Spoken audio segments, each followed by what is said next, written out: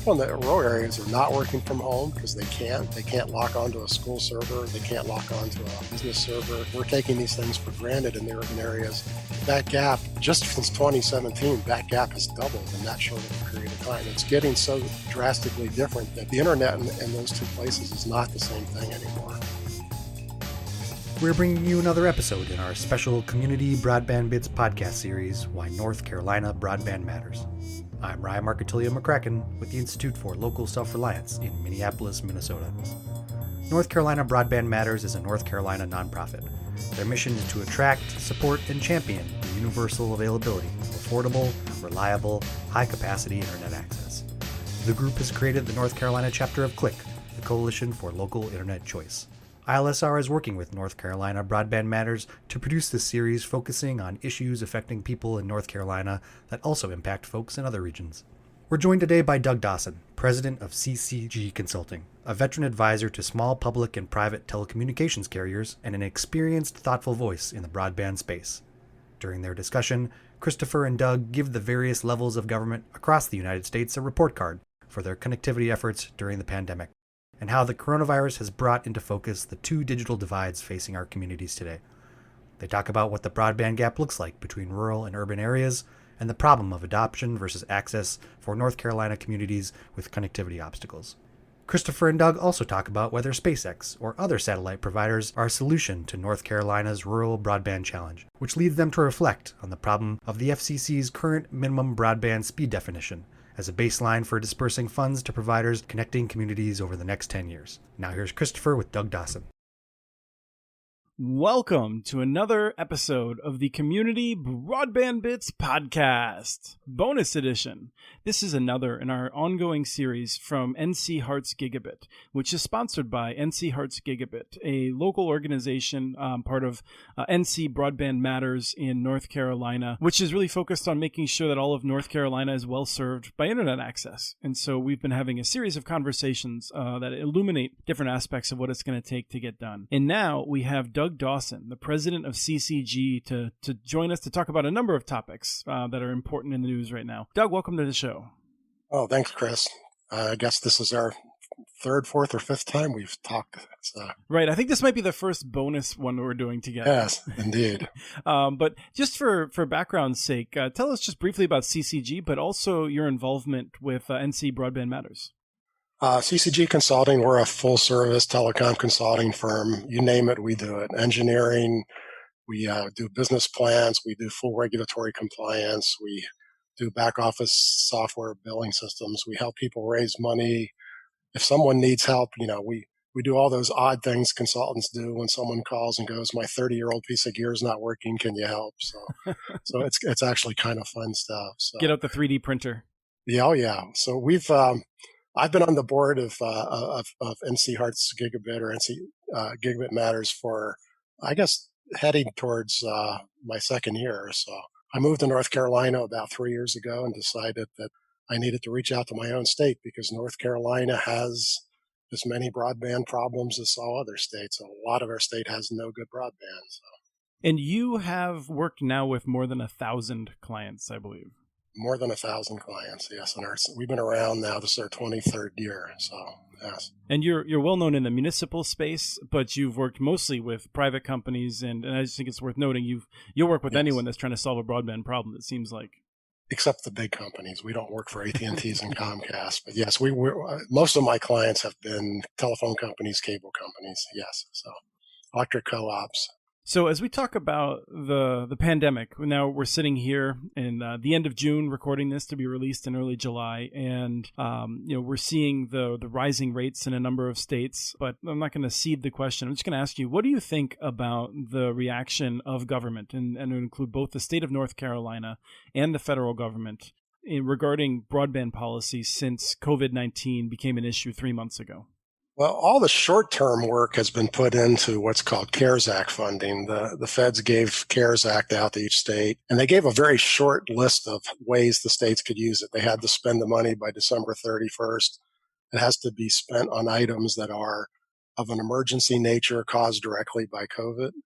And then and it was hinted that, it goes for a number of areas, not just broadband. It was hinted that states should try to use that to solve some of the broadband problems caused when we sent all the students home. So every state is attacking that in a different way. Me and Dana, who you know well, who now works for CCG, actually were Jana hired by McKenzie, what a Diana hire! McKenzie. Yeah, Oh, she works. We worked for the state of Vermont to help them figure out how to handle their CARES money, and then in doing that, we talked to, I think, 13 or 14 other states, and everyone is tackling it in a different way. And it's very interesting to see them do it. What everybody wants to do with that money is to run out real fast and fund broadband, but it doesn't really fit those very short lists of requirements. And unfortunately, that money can be taken back if spent poorly. There's a clawback provision. If we recall from 2009, the government's going to take great glee in claiming that they were able to claw back a lot of this emergency money that wasn't really needed. And so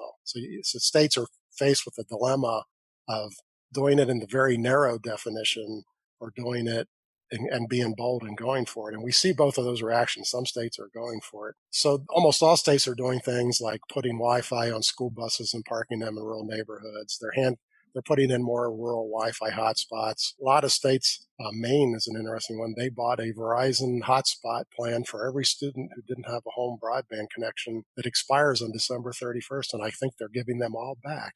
It's like, why didn't you at least keep the hotspots? And then of course, if school goes back in, it's like, well, you didn't really need those, except you do. We know that students need broadband at home anyway. So we're seeing a lot of temporary solutions. There's probably not a lot of good long-term stuff coming out of that CARES money. It's very short-term stuff. So. But let me ask you. I mean, a lot of the states are definitely. Well, let me put it this way: in a lot of states, we are seeing the Wi-Fi on school buses and things like that. In Maine, the state has definitely taken bolder action, and Maine has long been a state that's well organized for that. I don't get the sense that many states, including North Carolina, that the state has actually done very much. It seems like it's more local governments that have been stepping up to do that sort of thing. Well, what some of the states did was turn around and hand the money down to counties and cities. Some states made the decision at the state level. Other ones just said, this is too overwhelming for us, and they passed it down as block grants one layer lower. So that's why you're seeing some states where all the activities coming local. They said, look, you all know locally what you need. Interestingly enough, the local folks don't know what they need. The typical county commissioner has no idea what he needs for broadband if he's not done a broadband study. I mean, he's like, oh, they're like deer in a headlight over this issue. So, and if you live in a place like in West Virginia where there's not any real ISPs, what do? I mean, you can't even give out hotspots when there's nobody to supply the broadband to them. It's some very big challenges for some parts of the country. So. One of the things that we have heard is that broadband is more important now than ever, and that we've heard from everybody. Yes, and I've been trying to figure out how to wrestle with understanding this new reality, because it seems like this would be the time for people like me to have the people would suddenly be interested in hearing about the solutions we've been putting forth for a long time. But I'm not really seeing that. I mean, I just hear people talking about how it's important, and I don't really see it reflecting in new priorities from any level of government, really. Yeah, well, at the federal level, we see basically every other congressman putting his name on a bill for a different solution.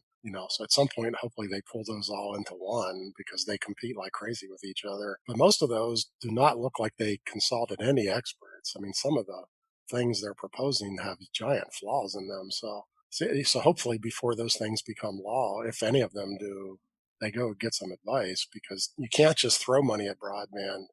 You got to do it the right way. And we've known for years what the right way is. So the states, you're in one. The state of Minnesota has had a state broadband grant program. All they needed was more money. They know exactly how to solve the problem. They've been getting $20 and $30 million a year. That's a 100-year plan. Like, that's not really going to help very much, right? Give more money to that plan and we can get things done. So, but a lot of states don't have anything like that. So, right now, I guess I'm curious. One of the best things that I see coming out of Congress on this issue is that we see a lot of talk around getting rid of the barriers that states have put up to stop municipal networks and partnerships, and now also language to stop some of the laws that hinder co-ops. Particularly Kentucky, Nebraska seem to be really hindering co-ops, and so that language to me seems like a no-brainer.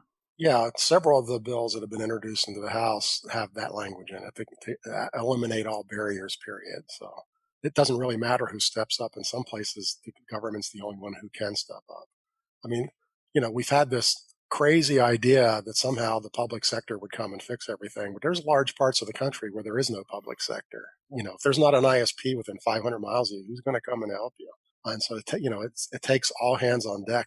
And that we've known that for years too. Everyone's got to have their own solution. So yes, yeah, that's something that I've tried to make more clear. Is that we're not here to say, people know my bias is toward community solutions, but we're not here to say that should be the only solution. Well, and I have to say there, again, I've worked for heading towards 400 different municipalities now, counties and cities, and the vast majority of them have no desire to be an ISP, but they have a desire to throw money in to help solve the problem. In a lot of states, they can't even do that. So, certainly I am not one to tell a city, you have to be the one to do it. Sometimes it's the only choice, but usually there's options. So.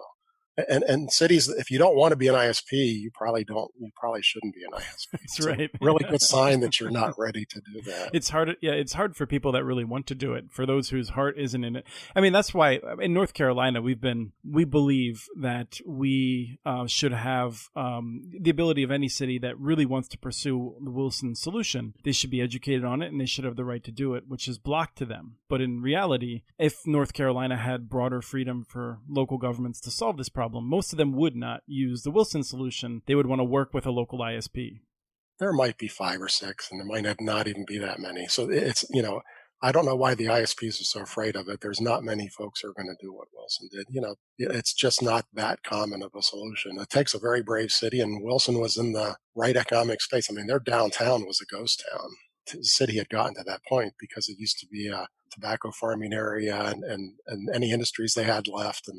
And they had a vibrant set of residential housing, but they had, no jobs anymore. And so that was their only solution that they could find. But there's not many cities that are going to be exactly in that same mode. So in North Carolina, there's 2 proposals that I want to run by you. One you've written about on your Pots and Pans by CCG blog, which is a must-reading for people that are interested in this stuff. North Carolina has a grant program, not unlike Minnesota's in some ways, that puts money into local private solutions to solve broadband. Some of that money can also go to the big ISPs as well, but it's called the GREAT program, and it's seems like it's maybe actually getting a little bit worse over time rather than improving. So what is the nature of the GREAT program, and what have you identified in terms of things that are holding it back? Well, first off, when you call your grant program GREAT, it ought to be great. So it's like, that was a pretty bold name. It's the only one in the country that has that proud of a name, right? Right. Minnesota, it's border to border, which is also bold, but also that's pretty bold. It's yes. not great. I mean, it's right. Calling it great is right up there with utopia. You're asking for trouble. Yeah. So, first off, it's only in its second year, so it doesn't have a long history. So this is a fairly new grant program. The problem they ran into right off the bat in the first year is they awarded some grants, and then post-grant award, they came back and layered on a requirement that the winner of the grant had to be able to guarantee the funding for 100% of the grant, including the half that the state was giving. And so that's almost impossible to do for most ISPs. First off, why would you guarantee the half the state's giving you? Is the state not sure that their money's going to show up? Very interestingly, and I don't know what happened behind the scenes, so I can only speculate, but that requirement popped up at the same time that the FCC tried to layer that requirement onto the RDOF grants at the federal level. And if you recall, that got killed within 10 days. I mean, everyone in the United States screamed, "Are you crazy? You can't get letters." The FCC wanted ISPs to get letters of credit, and they didn't know what a letter of credit is. A letter of credit is a loan. I mean, the banks actually have to set the money aside. The North Carolina one says you need a letter of credit, or you need one of the owners to pledge. That's the same thing as a letter of credit. You actually are putting your house and your home on the line to pledge for that grant. That's just a drastic thing to ask somebody to do. And so several of those grants ended up getting canceled. They never got built because those were not in the original grant rolls. But then after they won the award, they said, "Oh, by the way, we have this new requirement." Now here in the second year, that is now one of the grant requirements. So a lot of those ISPs who didn't win the first time are not bothering to apply anymore. So that money is only going to go to the richest ISPs. I mean, that's simply the result of that.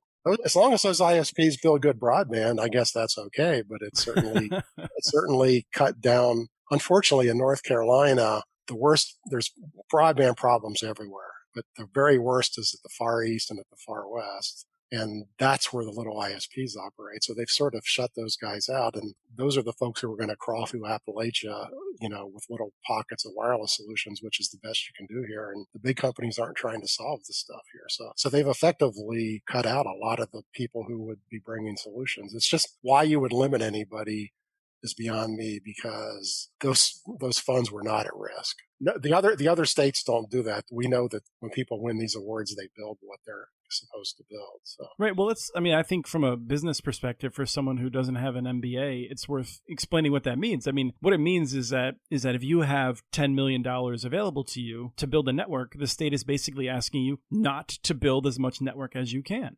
It's saying you need to keep a bunch of money aside for no reason except for the state is requiring you to. And small providers, they aren't doing that. I mean, when I look at the small providers that I'm familiar with, if they have a cent they can put into a network, they're putting it into the network. Well, when you say small, I mean, there's ISPs with 20, 30, 50,000 customers who have $1 million at most in the bank. They can't do what these grants are asking because they spend it all. The government has preached for years the private sector needs to take care of broadband. They're out doing that. So they don't have any money in the bank. They spend it. Every nickel that comes in, they spend it. You're absolutely right. So, it's very difficult for the folks to do that. So it simply is an unneeded hindrance. My guess is it came from the big ISPs that got layered on. I don't know that for a fact. That's just a guess. But that's the pattern. I mean, let's just be that's clear. The pattern. I mean, that's the pattern. Ever since, I mean, and I don't want to make this partisan because anyone who knows me knows that I have plenty of vituperation for both the Democrats and the Republicans. But the Republicans that took over North Carolina in 2011 have entered in and just basically done whatever the big cable and telephone companies wanted. There's been very little pushback. No, I have to say it goes way back beyond that. The legislature in North Carolina has been owned by the big ISPs for my entire memory. So it goes way back before 2000. Well, I think that's so. I mean, like we did the podcast, we did 2-hour coverage with Jack Kozort and Catherine Rice talking about this and identifying how when the Democrats were in charge, they did Time Warner Cable, did the statewide franchising, and that was a process that really rolled local rules and local authority. But they did have the sense not to let AT&T and Time Warner Cable restrict competition in the way that in 2011 the Republicans did. So it seemed like there's never been a good time. I mean, and I'll just say that if anyone wants to see Democrats doing AT&T's bidding as fast as possible, they should visit Sacramento someday, or Madison, in Wisconsin. So this is, but it's incredibly frustrating. That leads us to the second bill that I wanted to ask you about, which is, it looks like now, and actually we saw a Washington Times editorial from a North Carolina lawmaker who I don't know if he's just trying to try out for something but he's making the case that the state should give a bunch of money to SpaceX for satellite-based systems. Right. $2.5 million. Yes. So, I mean, I don't like to personalize this to say he's giving money to Elon Musk, but when the state is desperate and every state is very, very worried about future revenues, to be talking right now about giving money for satellite-based service, it doesn't make a lot of sense to me. What's the plan there and what's the critique of it? Well, you got to remember that 2/3 of all bills that are introduced are to please a donor. Mm-hmm. So, I don't think that he probably expected that bill to pass, but you never know in this crazy state. But, so obviously Elon has been throwing money around here, and some of his biggest proponents in the federal Congress happen to be North Carolina congressmen. So I think that's where that came from. SpaceX may never have a broadband customer. They are far away yet from actually being a successful company. They have to raise something like another $8 or $9 billion to make this work, and that may never happen. All their big financiers have sort of gotten cold feet and backed out, and so there's no one writing big checks to them right now. Why a state would give them money to an ISP that doesn't exist is the big question. That little amount of money makes no difference to SpaceX. What if they never have a customer? On top of that, even when SpaceX has a customer, they've gotten approval to have 1 million licenses nationwide because they have a limit on how much bandwidth they can move up and down. It's not unlimited. And so, if they only get 1 million customers in the United States, that doesn't begin to touch the rural broadband gap. That solves maybe a fifth or sixth of it. It's not going to be this wide solution.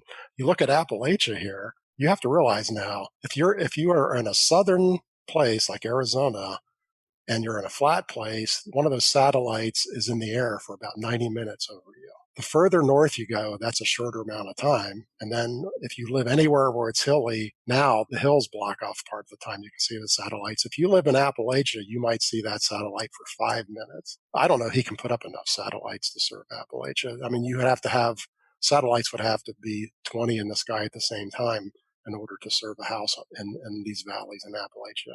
The fact is, it's probably not coming here. It's probably never going to work in these kind of places ever because it's just the wrong solution because you can't see the satellites well enough, not to mention the trees, Mhm. You'd have to cut down all the trees literally. So, it's a crazy idea. I hope that Elon Musk makes it work. I'm certainly not against it. And we don't know what his speeds will be. We don't know what his prices will be. I think he's going to charge high prices. I think he's going to cherry pick, and I would if I was him. Now rural folks will pay it, but because he's only going to serve a percentage of them, they're going to be competing to get it. It's not going to be the panacea that everyone's talking about. I just saw an article yesterday that from Canada, and they've been talking about the exact same thing, how he's going to solve it. And they're all going, folks, you realize you can't see those satellites from Canada. He's not solving any of it. He's never asked for a license there. It's like, no, he's not coming. Even if he launches all 4,000 of his satellites, of which he now has 423, he has a long way to go. Well, I think it's worth noting, though, people may listen to you now, and in a few months, I think we're going to start seeing stories from the early beta testers about how this is the greatest thing since sliced bread. Of course it is. There's going to be one customer on one satellite for 20 minutes, and he's going to get 2 gigabits. And because that's what they're going to force for the beta test. That's not what happens in real life. I remember when the very first 3G cell sites came in and they put them in DC. That was where the very first test site was. And I lived there at the time. And the first guys who got on there thought it was the most amazing thing because there was one guy on a cell site. It's like, yeah, it's pretty darn good. But once you put 10,000 people on it, it became pretty crappy. And that's exactly what will happen to the satellites. So yeah, the beta test will look amazing, but it won't have anything to do with real life. That's what I'm expecting. That's what I want to try and inoculate people about. I also think that one of the things is even if the recurring price, the monthly price is reasonable, let's say $60 or $70 a month, I think it would be curious to see what the install fee is because the kind of equipment that you'll have to track all those different satellites to be pointing in the right direction and stuff like that, it seems to me like that's going to be something that'll be costly to get set up on the first time. He hasn't said what the price is, but I'm guessing with mass production it'll just be $200 or $300 is my guess. But who knows? Yeah, who knows? So let me ask you about the digital divide more generally, and I feel like saying the digital divide sets us up for just arguing about what it actually means. But let's set two digital divides: rural versus urban, and then also adoption versus people who are online. The people who are online versus not, regardless of whether it's available. Are these problems getting better? No, they're both widening like crazy. The urban-rural one is undergoing a transformation that's almost too big to grasp. There's folks in rural areas. We do speed tests and we do studies all the time, and you'll go to whole counties where nobody in the whole county is getting more than 5 megabits per second. So, and some of them are getting a fourth of a megabit per second, barely better than dial-up, right? And so those folks have been locked in those same speeds. Well, they haven't been locked in them. Those speeds have been getting worse because during COVID, when more people came home to work, they actually degraded the networks by overloading them. So your DSL went from 5 to 3 megabits per second. So their speeds are really lousy and they're just sitting there and they're not getting better. Meanwhile, in the cities, we've had a giant transformation of broadband speeds. In the last 3 years, all the cable companies have unilaterally increased their speeds to 1 to 200 megabits per second. One day, 2 years ago, I have Charter. Charter raised me from 60 to 135 megabits per second, same price. It just showed up one day. And that's happened nationwide. And so what we see now is the national average broadband speeds are over 100 megabits per second. And that includes bringing in those slow people who have 3, right? So that's the average. And so the cities have gotten so much faster than the rural areas that the gap is just gigantic. And what they can do with it is now drastically different. And that can be expressed in terms of the amount of broadband that homes use. So at the end of 2017, the average home for all of the United States, and this was measured by a company called Open Vault, and they have equipment in all the ISP hubs and stuff, so they're able to measure these things. And 215 gigabytes is what the average home used in a month, both combining upload and download. Almost all of that is download. By the end of 2019, that had grown to 344 gigabits, 215 to 344. At the end of March of this year, because of COVID, that had grown to 405 gigabytes. Somebody on a 1 megabit per second rural is not even getting the 215. You can't use that much broadband in a month. And so those folks are limited to very basic, the emails, trying to do some online shopping, maybe on days when, when all the internet guides line up correctly in the right direction, Right. and all those things, right? And so meanwhile, in the cities, folks are they're figuring out how to really use their broadband. I mean, houses are just running 3, 4, 5, 6, 7 devices at the same time. They're doing big broadband applications. People in the rural areas are not working from home because they can't. They can't lock onto a school server. They can't lock onto a business server. They're not doing Zoom meetings. I've been doing Zoom meetings in rural areas. You get 7 people on the screen who are in towns and everyone else is a call-in because they can't make that connection. And so just sort of very basic stuff doesn't work in the rural areas. And we're taking these things for granted in the urban areas. That gap, just since 2017, that gap has doubled in that short of a period of time. It's getting so drastically different that the internet in those two places is not the same thing anymore. It's simply not the same thing.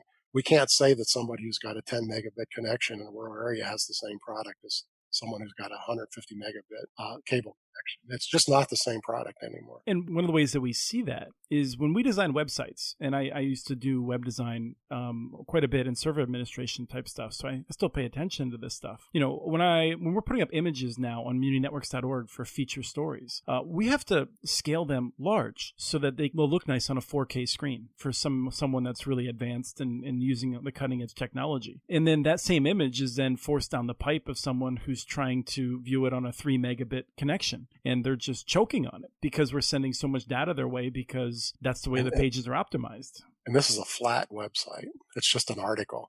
I mean, I have a blog. People ask me to email them copies of my blog all the time because they can't look at it. Mm-hmm.